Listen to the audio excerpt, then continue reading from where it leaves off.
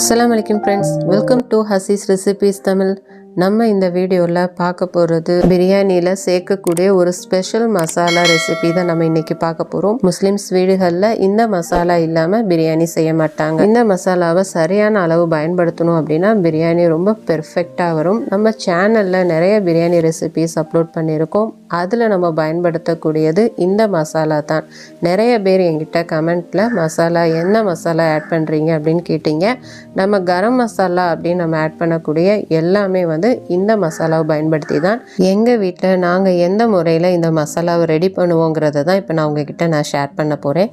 நீங்கள் ஒரு தடவை இந்த மசாலா பவுடர் நீங்கள் ரெடி பண்ணி நீங்கள் பிரியாணி செஞ்சு பாருங்கள், உங்களுக்கு கண்டிப்பாக வித்தியாசம் தெரியும். இந்த மசாலா பவுடர் நம்ம பிரியாணி மட்டும் இல்லை, இதில் நிறைய ரெசிபீஸ் பண்ணலாம். வீடியோவை ஸ்கிப் பண்ணாமல் பாருங்கள். நம்ம எதுக்கு இதை பயன்படுத்தலாங்கிறத உங்களுக்கு நான் ஷேர் பண்ணுறேன். அது மட்டும் இல்லை, ரஃபாக நம்ம இந்த மசாலாவை எப்படி மெஷர் பண்ணுறதுங்கிறதையும் நான் உங்களுக்கு ஷேர் பண்ணுறேன். வீடியோவை ஸ்கிப் பண்ணாமல் பாருங்கள். இப்போ நம்ம எப்படி பண்ணலாங்கிறத பார்க்கலாம். நமக்கு தேவைப்படுற பொருட்கள் வெறும் 3 பொருட்கள் தான். கிராம்பு, பட்டை, ஏலக்காய். இது 3 பொருட்களை வச்சு தான் நம்ம செய்ய போகிறோம்.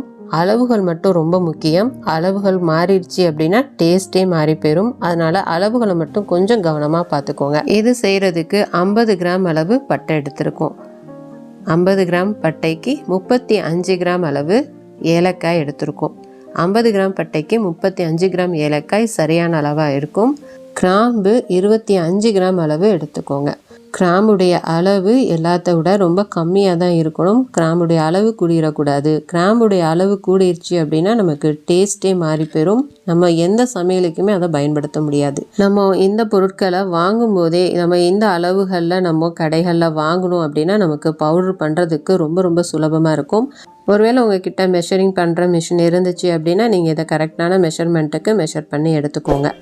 ஒருவேளை உங்ககிட்ட மெஷர் பண்ணுற மிஷினும் இல்லாமல் நீங்கள் மெஷர் பண்ணியும் கடைகளில் வாங்கலை அப்படின்னா இந்த மெத்தடை நீங்கள் பயன்படுத்தி நீங்கள் மெஷர் பண்ணிக்கோங்க. இது போல் ஒரு பிளேட் எடுத்துக்கோங்க. அதில் முதல்ல பட்டை, எந்த அளவு பட்டை தேவையோ அந்த அளவு ஃபஸ்ட்டு நீங்கள் பட்டையை அதில் ஆட் பண்ணிடுங்க.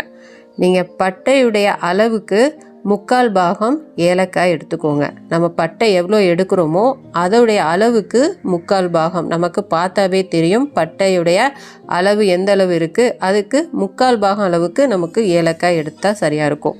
ஏலக்காய் எந்த அளவு எடுக்கிறோமோ அந்த ஏலக்காய்க்கு பாதி அளவு கிராம்பு இருக்கணும். அதிகமாயிடக்கூடாது. பாதி அளவு கிராம்பு இருக்கணும். கிராம்பு கொஞ்சம் குறைஞ்சாலும் பரவாயில்ல, அதிகமாயிடக்கூடாது. அதிகமாகிடுச்சுன்னா நமக்கு டேஸ்ட்டே மாறி போயிடும். இன்னும் கிளியராக புரியணும் அப்படின்னா நீங்கள் ஏலக்காயை நீங்கள் 2ஆக டிவைட் பண்ணிக்கோங்க. நீங்கள் 2 பாதியாக ஆக்குனீங்க அப்படின்னா ஒரு பாதியுடைய அளவும் நீங்கள் எடுத்த கிராம்புடைய அளவும் சரியாக இருக்கான்னு பாருங்கள். அது சரியாக இருந்தது அப்படின்னா உங்களுக்கு அளவுகள் சரியானதாக இருக்கும். நான் கடைகளில் மெஷர் பண்ணி வாங்காத டயத்தில் நான் இந்த மெத்தடை பயன்படுத்தி தான் நான் பவுட்ரு பண்ணுவேன். எனக்கு கரெக்டாக வரும். நீங்களும் இதே மெத்தடை பயன்படுத்தி பார்க்கலாம். ஒருவேளை இந்த மெத்தடு உங்களுக்கு சரியாக வரல அப்படின்னா நீங்கள் அளவுகள் மெஷர் பண்ணியே கடைகளில் வாங்கிக்கோங்க. இப்போ நம்ம இதை நல்லா வெயிலில் காய வச்சு எடுத்துடலாம். ஒரு 4லேருந்து 5 மணி நேரம் நல்ல வெயிலில் காய வச்சு எடுத்துக்கோங்க. ஒருவேளை நீங்கள் இருக்கிற இடத்துல வெயில் படக்கூடிய சூழ்நிலை இல்லை அப்படின்னா மட்டும் இந்த மெத்தடை பயன்படுத்தி நீங்கள் இதை வறுத்தெடுத்துக்கோங்க. இதை வறுத்தெடுக்கும் போது நம்ம பேன் மட்டும் நல்லா சூடு பண்ணிவிட்டு நீங்கள் நல்லா கம்ப்ளீட்டாக லோ ஃப்ளேமில் வச்சுக்கோங்க. இப்போ நம்ம மசாலா பொருட்களை ஆட் பண்ணி ஒரு 1லேருந்து 2 நிமிஷம் மட்டும் வறுத்து விட்டால் போதும். அந்த பேன் சூடுலேயே அது நல்லா வறுபற்றும். நீங்கள் அதிக நேரம் வறுத்தீங்க அப்படின்னா அதோடைய வாசனை மாறி போயிடும், டேஸ்ட்டும் மாறி போயிடும். அதனால் ஒரு 2 நிமிஷம் மட்டும் வறுத்துட்டு நீங்கள் ஸ்டவ் ஆஃப் பண்ணிடுங்க. இப்போ நமக்கு 2 நிமிஷம் ஆயிடுச்சு. நான் ஸ்டவ் ஆஃப் பண்ணிடுறேன். இப்போ நல்லா ஆறுறதுக்காண்டி இது ஒரு பிளேட்டில் ட்ரான்ஸ்ஃபர் பண்ணிடலாம். இது போல் ஒரு பிளேட்டில் இப்போ நம்ம மசாலா பொருட்களை ட்ரான்ஸ்ஃபர் பண்ணிடலாம். கொஞ்சம் நேரம் ஆறட்டும். நல்லா ஆறுனதுக்கு அப்புறமேலே நம்ம பவுட்ரு பண்ணி எடுத்துடலாம். நம்ம சூடோட பவுட்ரு பண்ணோம் அப்படின்னா அது நல்லா பவுட்ரு ஆகாது. அதனால் நம்ம நல்லா ஆறுனதுக்கு அப்புறமேலே இப்போ மிக்ஸி ஜார் எடுத்தாச்சு. இப்போ இதில் மசாலா பொருட்களை ஆட் பண்ணி நல்லா பவுட்ரு பண்ணி எடுத்துடலாம். நீங்கள் வெயிலில் காய வச்சிங்க அப்படின்னா அந்த வெயில் சூட்டோடையே நீங்கள் பவுட்ரு பண்ணிக்கலாம். நல்லா பவுட்ரு ஆகும். ஆனால் நம்ம பேனில் சூடு பண்ணி நம்ம பவுட்ரு பண்ணோம் அப்படின்னா அது சரியாக பவுட்ரு ஆகாது. அதனால் பேனில் சூடு பண்ணால் நல்லா கம்ப்ளீட்டாக ஆற வச்சுருங்க. உங்களுக்கு பட்டை பெருசாக இருக்கும். நம்ம பவுட்ரு பண்ணோம் அப்படின்னா நமக்கு சரியாக பவுட்ரு ஆகாது. அதனால் நம்ம அந்த பட்டையை மட்டும் குட்டி குட்டியாக கொஞ்சம் உடச்சிடலாம். நம்ம இந்த மாதிரி உடச்சி போட்டோம் அப்படின்னா நமக்கு பவுட்ரு பண்ணுறது கொஞ்சம் ஈஸியாக இருக்கும். இப்போ இதை நல்லா ஃபைன் பவுடராக நம்ம அரைச்சி எடுத்துகிட்டு வந்துடலாம். இப்போ நம்ம அரைச்சி எடுத்துகிட்டு வந்தாச்சு. பாருங்கள், இந்த அளவு நல்லா ஃபைன் பவுடராக அரைச்சி எடுத்துகிட்டு வந்துக்கோங்க. அப்போ தான் நமக்கு ரெசிபி செய்கிறதுக்கு சரியாக இருக்கும். நல்லா வாசனை கமன்னு இருக்குது. நம்ம இதை அப்படியே ஏர்டைட் கண்டெய்னரில் இதை நல்லா ஸ்டோர் பண்ணி வச்சுக்கலாம். நீங்கள் ஃப்ரிட்ஜில் தூக்கி வச்சிட்டிங்க அப்படின்னா அந்த வாசனை கொஞ்சம் கூட மாறாமல் உங்களுக்கு 6 மாதம் வரைக்கும் ரொம்ப அருமையாக இருக்கும்.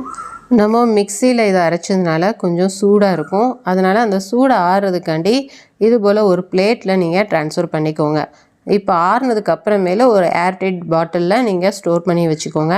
6 மாதம் வரைக்கும் இதை நம்ம பயன்படுத்திக்கலாம். இப்போ எந்தெந்த ரெசிபீஸுக்கு இதை பயன்படுத்தலாங்கிறத பார்க்கலாம். இந்த மசாலாவை பயன்படுத்தி வெஜ் நான்வெஜ் எல்லா வகையான பிரியாணிக்குமே இதை நம்ம பயன்படுத்தலாம். ரொம்ப அருமையாக இருக்கும்.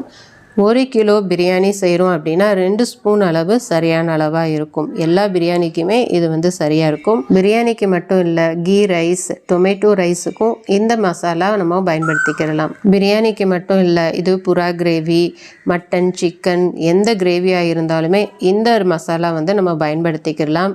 நான்வெஜ் ஸ்டைலில் வெஜிடேரியன் நம்ம செஞ்சாலுமே இந்த மசாலாவை நம்ம பயன்படுத்தலாம். இந்த மசாலாவை பயன்படுத்தி நம்ம நிறைய ரெசிபீஸ் நம்ம அப்லோட் பண்ணியிருக்கோம். தேவைப்படுறவங்க நம்ம சேனலை செக் பண்ணி பாருங்கள். அதோடைய அளவுகள் நம்ம அந்த வீடியோவிலேயே சொல்லியிருப்போம். நம்ம கரம் மசாலான்னு நம்ம பயன்படுத்தக்கூடிய பவுடர் இந்த மசாலா பவுடர் தான். இந்த வீடியோ உங்களுக்கு கண்டிப்பாக யூஸ்ஃபுல்லாக இருக்கும்னு நான் நம்புகிறேன். இந்த வீடியோ பிடிச்சிருந்துச்சுன்னா லைக் பண்ணுங்கள். உங்கள் ஃப்ரெண்ட்ஸ் எல்லா பேருக்குமே நிறைய ஷேர் பண்ணி விடுங்க. அவங்களுக்கும் யூஸ்ஃபுல்லாக இருக்கட்டும். மறக்காமல் நம்ம சேனல் ஹசீஸ் ரெசிபீஸ் தமிழை சப்ஸ்கிரைப் பண்ணாதவங்க சப்ஸ்கிரைப் பண்ணிக்கோங்க ஃப்ரெண்ட்ஸ். நம்ம நெக்ஸ்ட் வீடியோவில் பார்க்கலாம். Thanks for